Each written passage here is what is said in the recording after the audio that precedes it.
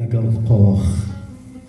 قۆخی نێوان ڕانەکانت و قۆخی سەر دەرەختەکە یەک خۆخن. پەمەییە گۆی مەمکەکانت، باخچەوانەکە سنگی متوربە کردووی بەجێلاس. هەڵگری هەر بیر و ڕاو پەیامێک بم بە قوڵی لەگەڵ خۆم هەڵم گرتووە.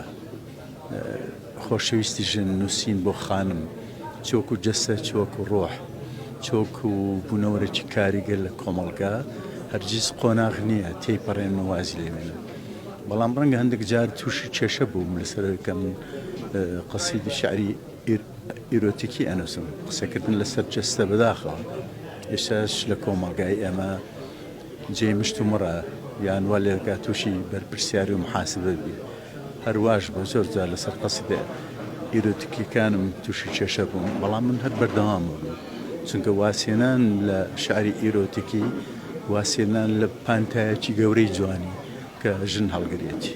قورسە ئەو قسەی جەنابە دەیکەی، چونکە ڕەنگە ئاسان نەبێ لەو حەشامەتە شاعرە، لەو لەشکرە گەورەی شاعرە شاعرێک جیاکەیتەوە لەوانەی دیکە. بەڵام من لەوە تێگەیشتم کە هەندێک لە ڕەخنەگرە ناودارەکان پێم دەڵێن قوبات خاوەنی ستایلی خۆی و زمانی تایبەتی خۆیەتی. هەز دەکەم خەڵک لەوە تێگەیەوە کە من